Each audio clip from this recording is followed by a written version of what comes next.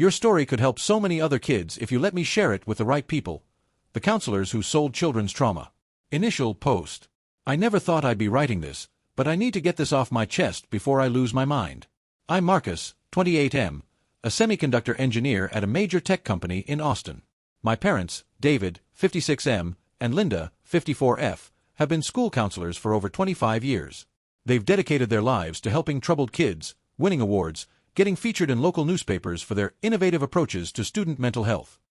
The irony isn't lost on me that the two people who built careers on understanding children's emotional needs systematically ignored their own sons. Growing up, our house was filled with other people's problems. Mom would come home talking about breakthrough sessions with students. Dad would spend evenings writing recommendation letters for kids who weren't his own. They knew every detail about their students' lives, their fears, dreams, family dynamics. Meanwhile, when I tried to talk about being bullied in middle school, Mom said I needed to develop resilience. When I won the state science fair, Dad missed it for a troubled students' parent conference.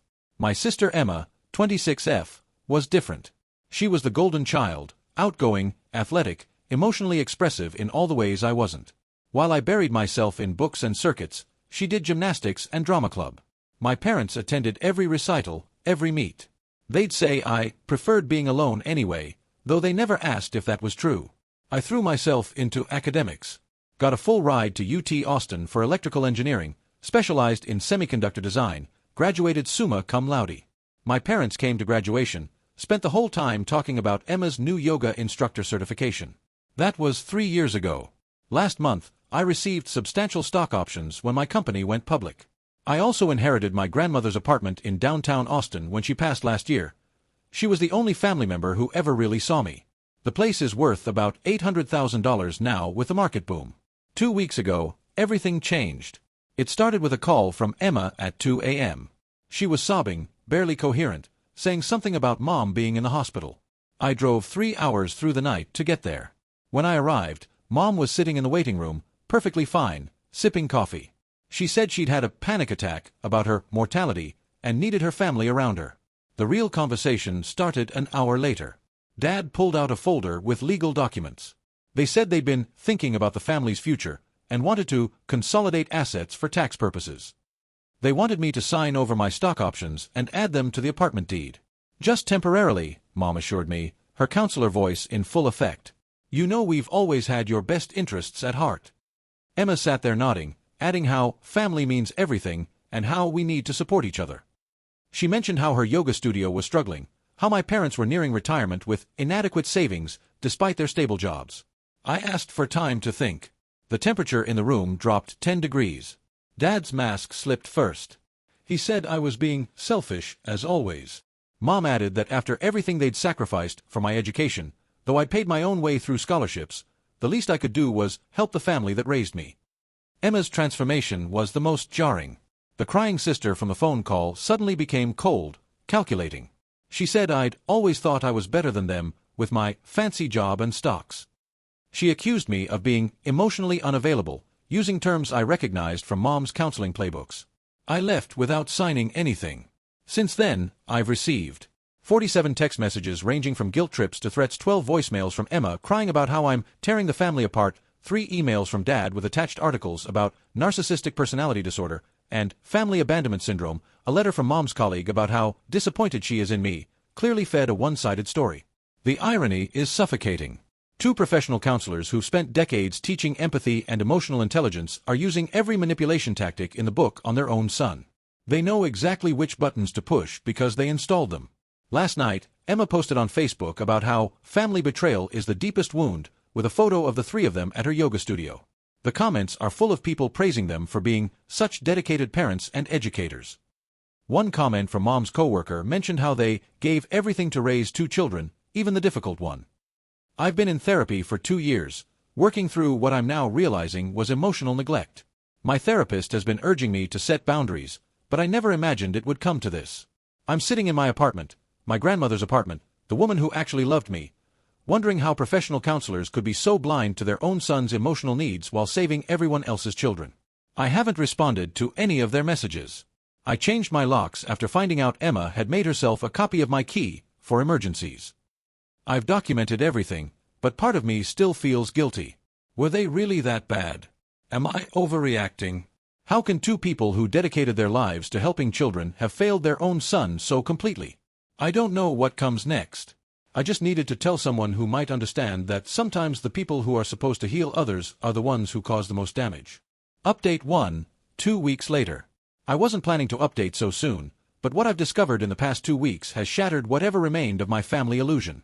To those who suggested there might be more to my parents' desperate grab for my assets, you were frighteningly correct. After my initial post, I took everyone's advice and hired both a lawyer and a private investigator. What started as protecting myself has uncovered something that makes me physically ill to think about. It began when my lawyer suggested we do a basic asset check on my parents, standard procedure when family members suddenly show financial desperation. Their school district salaries are public record. Combined, they make about $140,000 annually. Comfortable for Texas, especially with their tenure. But the investigator found irregularities immediately. Over the past 8 years, my parents have made deposits totaling nearly $400,000 into various accounts. The deposits matched a pattern, always just under $10,000 to avoid federal reporting requirements, always within days of school fundraising events or grant disbursements they oversaw. They've been embezzling from the school district. The investigator discovered they'd created a phantom counseling program called Bridge to Tomorrow that supposedly provided additional support services for at-risk students. The program existed only on paper. The funds, federal grants meant for underprivileged kids' mental health support, went directly into accounts my parents controlled. The sick irony. They used their sterling reputations as dedicated counselors to avoid scrutiny. Who would suspect the couple featured in the local paper for their innovative student support initiatives?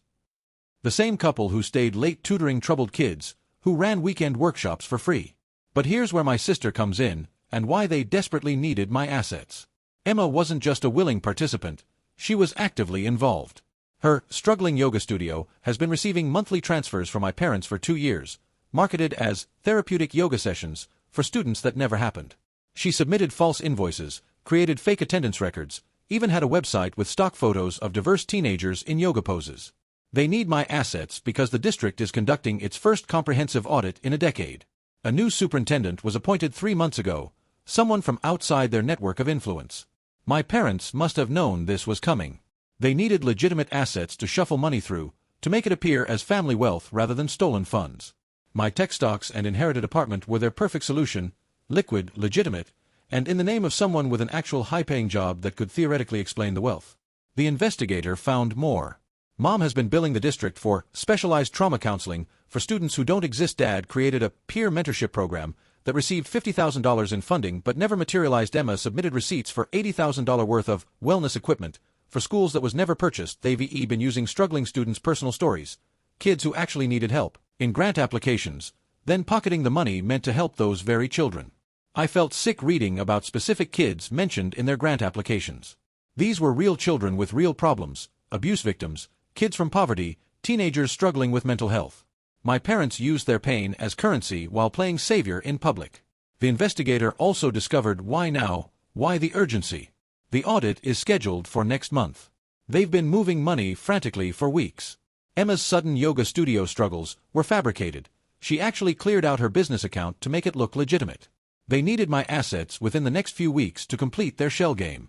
But here's what broke me completely. I found out about Michael Rodriguez. Michael was a student who killed himself 2 years ago. My parents were his counselors.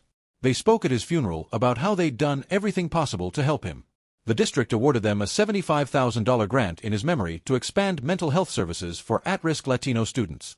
They kept every penny. Michael's mother works 3 jobs. She told the investigator she was grateful my parents had tried so hard to save her son. She had no idea the money raised in his name never reached a single student. I met with my lawyer yesterday to discuss next steps. The evidence is overwhelming, but he wanted to know if I was prepared for what comes next. Was I ready to be the son who turned in his parents?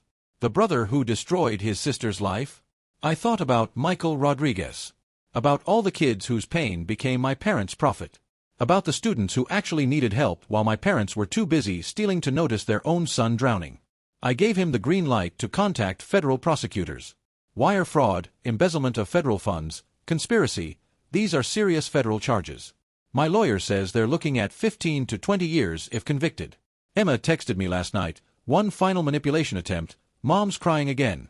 She says she doesn't understand why you hate us so much. We just wanted to be a closer family. I didn't reply. Instead, I looked at the folder of evidence on my desk. Grant applications with fabricated student testimonials. Invoices for Emma's non-existent yoga sessions. Photos from their award ceremonies, holding plaques for their dedication to student welfare. They called me emotionally unavailable, cold, selfish. Maybe I am. But I never stole money meant for troubled children. I never used suicide victims as stepping stones to wealth. I never built a reputation on helping kids while destroying my own. The FBI will be contacting them within the week. They don't know yet. They're still sending daily messages about family loyalty and forgiveness. Mom sent a long email about how she's reflected on her parenting mistakes and wants to rebuild our relationship, still angling for those assets, still playing counselor even now. I've moved to a hotel temporarily and hired security for the apartment after Emma was spotted on camera trying her copied key multiple times. My company has been supportive. My manager knows something is happening and has offered whatever time I need. I'm in therapy twice a week now, processing not just the neglect, but the realization that my parents are criminals who used their position of trust to steal from the very children they swore to protect. The same parents who couldn't see their own son's pain were profiting from other children's trauma. I'll update when the arrests happen.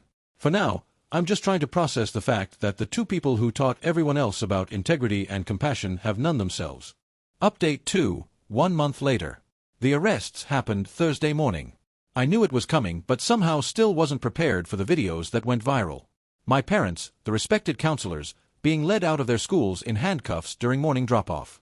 Emma being arrested at her yoga studio in the middle of a Healing Hearts charity class she was teaching. The irony isn't lost on anyone. The federal charges are extensive. Wire fraud, 18 counts. Embezzlement of federal program funds, 12 counts. Conspiracy to commit fraud, 8 counts. Money laundering, 6 counts. Filing false documents, 24 counts. The investigation revealed even more than what I initially discovered. The total stolen approaches $670,000 over 8 years. They had created 7 different phantom programs, submitted hundreds of falsified documents, and even recruited 2 other district employees who are now also facing charges. The superintendent held a press conference. He looked sick as he explained how my parents had betrayed the sacred trust placed in them as counselors.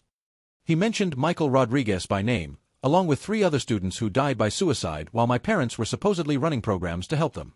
The programs that only existed on paper. The community reaction has been swift and brutal. The Facebook post Emma made about family betrayal has become a monument to irony. Hundreds of comments from parents whose children were supposedly in programs that never existed. Teachers sharing how they'd wondered why certain initiatives never materialized despite being fully funded. Michael Rodriguez's mother was interviewed on local news. She was dignified, heartbroken, and furious in equal measure. She said one line that haunts me: "They stood at my son's grave and promised his death would help other kids. They lied to his memory." My parents were denied bail, flight risk, and the sophistication of their crime. Emma was released on $50,000 bond with an ankle monitor. The conditions prohibit her from teaching yoga or working with any wellness programs. Then came the call I'd been dreading. Mom called from federal detention. Her voice was different, stripped of its counselor's warmth, raw and desperate. She didn't apologize. Instead, she said I had destroyed everything good we'd ever done, and that I never understood what it took to maintain their image. She actually said those words, maintain their image. I asked her about Michael Rodriguez. The line went silent for so long I thought she'd hung up. Then she said, "You wouldn't understand. You never needed us the way those kids did." "I did need you," I told her. "I was just never profitable enough." She hung up. Dad's lawyer contacted me yesterday. They want me to make a statement about their good character for sentencing. The lawyer actually had the audacity to suggest that as their son, I could highlight their decades of legitimate service to the community. I declined. Emma has been posting on Instagram from house arrest, trying to control the narrative. She's claiming she was manipulated by our parents, that she didn't understand what she was signing, that her yoga certifications shouldn't be revoked over someone else's crimes. The Yoga Alliance has already begun proceedings to permanently revoke her credentials. But here's the development that shocked me most. I've been contacted by 17 former students of my parents. Kids, now adults, who want to share their stories. Not about the embezzlement, but about the counseling itself. They describe sessions where my parents would dig for dramatic details to use in grant applications. Kids who were pushed to exaggerate their trauma for better therapeutic outcomes, which I now understand meant better funding opportunities. Several mentioned feeling like their pain was being performed rather than processed. One young woman, Sarah, told me my mom once said to her, "Your story could help so many other kids if you let me share it with the right people." Sarah thought she meant inspiring others. She didn't know it meant grant committees. My company has been incredible through this. My manager fast-tracked a promotion I was being considered for. Lead semiconductor engineer with a 40% salary increase. He said I'd shown exceptional integrity under extraordinary pressure. The irony of being rewarded for turning in my parents isn't lost on me.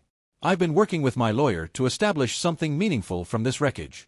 We're creating a non-profit called the Forgotten Children Foundation, specifically for children of helping professionals, teachers, counselors, social workers, who experience emotional neglect while their parents save everyone else's kids. The response has been overwhelming. Apparently, this is more common than anyone talks about. The trial is set for 6 months from now. The prosecutor says with the evidence I provided and what they've uncovered since, convictions are virtually guaranteed. They're looking at 16 to 20 years for my parents, 8 to 12 for Emma if they don't cooperate. If they take plea deals, maybe half that. My therapist asked me last week if I regret exposing them. I thought about it for a long time.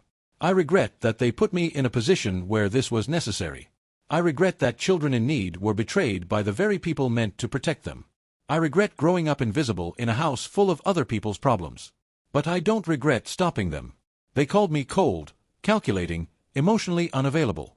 Maybe those traits they criticized were exactly what I needed to survive them. Maybe being the difficult one meant being the only one who could see through the performance. I drive past their schools sometimes. There are new counselors now, young and eager and hopefully honest. The Bridge to Tomorrow plaques have been removed. Michael Rodriguez's memorial has been restored with actual programs funded in his memory. I'm not the son they wanted, the one who would enable their crimes and maintain their image. But maybe I'm the son those stolen children needed, the one who could do what no one else would. The truth is, they were right about one thing. I am emotionally unavailable to them. You can't be available to people who only see you as a resource to exploit. You can't be warm with those who left you in the cold. I'll update after the trial. For now, I'm focusing on building something real from the ashes of their fabricated empire. Final update, 3 months later. The trials are over. My parents, faced with overwhelming evidence and the prospect of maximum sentences, took plea deals. David got 16 years federal prison. Linda got 16 years federal prison. The judge called their crimes a breathtaking violation of public trust, and noted the particular cruelty of stealing funds meant for vulnerable children while positioning themselves as their champions. Emma held out longer, maintaining her innocence until her lawyer showed her the emails where she explicitly discussed creating fake student profiles with our mother. She pled guilty to conspiracy and fraud charges. 8 years federal prison, followed by 3 years supervised release. She'll be 34 when she gets out. The district has recovered about $200,000 through asset forfeiture. The rest is gone, spent on luxury vacations they called educational conferences, a boat they registered under Emma's studio as a therapeutic vessel, and extensive home renovations they claimed were for hosting at-risk youth, but never did. Their teaching licenses were permanently revoked in all 50 states. They're barred from ever working with children or in any fiduciary capacity. The district has implemented new oversight measures, including mandatory dual signatures on all program funds and quarterly third-party audits. Michael Rodriguez's mother hugged me outside the courthouse. She said nothing, just held me for a long moment. Sometimes there are no words for the intersection of gratitude and grief. The Forgotten Children Foundation has officially launched. We've already connected with over 200 individuals who grew up invisible while their parents saved other people's children. Our first support group meeting had 40 attendees. The stories were heartbreakingly familiar. The child of a pediatrician who was never taken to the doctor, the daughter of a marriage counselor who grew up mediating her parents' divorce, the son of a principal who was expelled from emotional connection. My work has become my anchor. The promotion has led to leading a team developing next-generation processors for medical devices.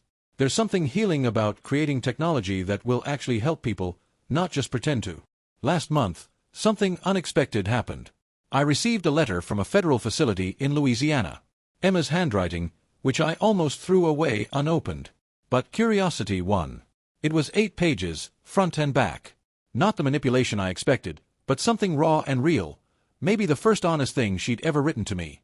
She explained how prison therapy has helped her understand what I couldn't see before, our parents' pathology.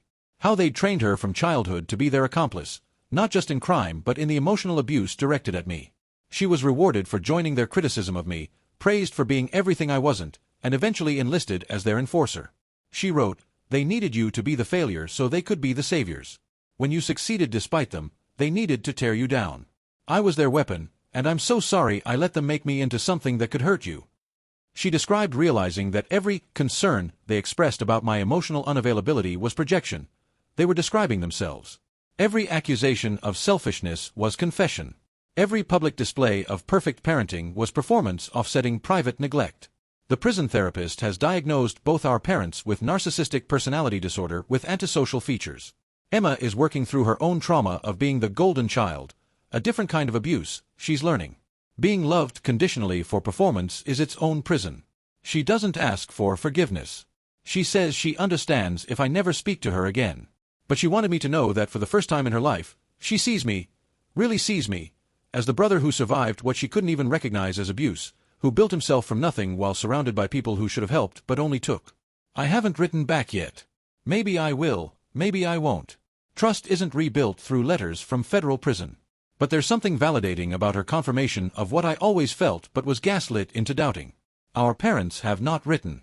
Their lawyers say they maintain they were misunderstood, and that I destroyed a lifetime of good work over petty childhood resentments. Even facing 16 years in prison, they can't drop the performance. I've been dating someone for 2 months now, another engineer who understands complexity and appreciates emotional honesty. She knows my whole story and hasn't run. She says my supposed coldness feels more like careful warmth, protected but genuine. Maybe she's right. The apartment, grandmother's apartment, has been renovated. I've turned one room into an office for the foundation. Her photo sits on the desk, the one family member who saw me without needing me to perform or provide. She died before seeing justice served, but I think she knew it would come. She left me more than an apartment. She left me proof that I was worth loving without conditions. People ask if I have regrets. I do, but not the ones they expect. I regret the children who didn't get help because funds were stolen. I regret that Michael Rodriguez's program was a lie. I regret growing up in a house where love was transactional and emotional neglect was disguised as building character. But I don't regret exposing them. I don't regret choosing justice over family loyalty. I don't regret being the difficult one who refused to sign those papers. They raised me to be invisible, to accept crumbs of attention, to believe their public persona matter more than private truth. They failed. They created someone who could see through facades, who could document deception, who could choose strangers' children over family criminals. The semiconductor work continues. The foundation grows. Therapy helps. Life moves forward. And somewhere in federal prisons across 3 states, 2 counselors who couldn't counsel and a yoga instructor who couldn't breathe truth are learning what it means to be truly seen. Not as saviors or healers, but as exactly what they are. They called me emotionally unavailable. They were right. I'm unavailable to manipulation, unavailable to gaslighting, unavailable to those who steal from children while pretending to save them. But for the first time in my life, I'm available to myself. And that's enough. Epilogue, 5 years later. Emma was released last month, after serving 6 years with good behavior. She wrote again, different this time. She's living in a halfway house, working at a warehouse, attending therapy 3 times a week. She doesn't mention yoga or wellness or any of the performance that defined her before. She asked if we could have coffee. Just once. No expectations. I went. She looked different, older, certainly, but also clearer somehow. The performative brightness was gone, replaced by something quieter and more real. We sat in silence for 5 minutes before she spoke. I was their weapon against you, she said simply. Every time you achieved something, they'd spend hours telling me how you thought you were better than us. Every time you pulled away, they'd reward me for staying close. I was trained to hurt you before I even understood what I was doing. She told me about prison therapy, about understanding how our parents created a dynamic where only one child could be good at a time, where love was scarce and had to be competed for. She'd won that competition by joining them in their abuse of me. You saved those kids, she said finally. But you also saved me. Prison was the first place I couldn't perform my way out of truth. We haven't built a relationship. Maybe we never will.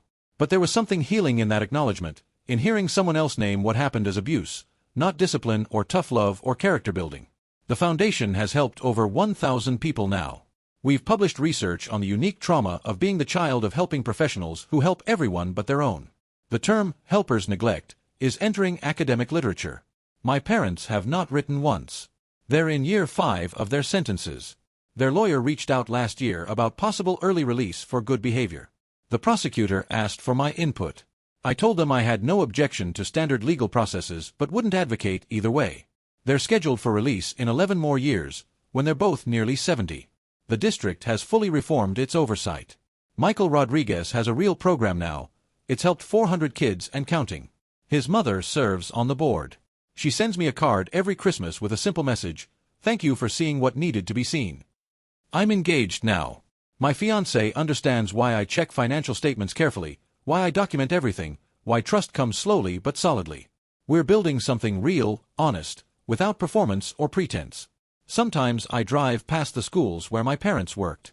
New counselors work there now, young and hopefully genuine. The buildings look the same, but the culture has changed. Transparency. Accountability. Actual help for actual children. I still work in semiconductors, still find peace in circuits and systems that operate on logic, not manipulation. But I'm no longer hiding in the work. It's a choice now, not an escape. They said I was emotionally unavailable, cold, calculating. Maybe I was. Maybe I had to be. Maybe those traits they saw as flaws were actually armor, protecting something in me they couldn't touch or take. The truth is simpler than their elaborate frauds. I was just a kid who needed parents, not performers. I needed love, not public relations. I needed to be seen, not used as a prop in their show. They failed at the only job that actually mattered, being parents to their own son. But their failure became my foundation for something better, something real, something that actually helps instead of just pretending to. The Rodriguez family invited me to dinner next week. Michael would have been 24 now. His mother says I'm part of their family, that I gave Michael's memory the justice he deserved. It's the family I'm choosing, built on truth rather than blood, on genuine care rather than performed concern. The story isn't about revenge anymore. It's about revelation, the slow, painful, necessary process of seeing clearly what was always there. It's about choosing truth over comfort, justice over false peace, and discovering that sometimes the hardest thing and the right thing are the same thing. My parents called me difficult. They were right. I was difficult to manipulate, difficult to gaslight, difficult to break. And in the end, that difficulty saved us all.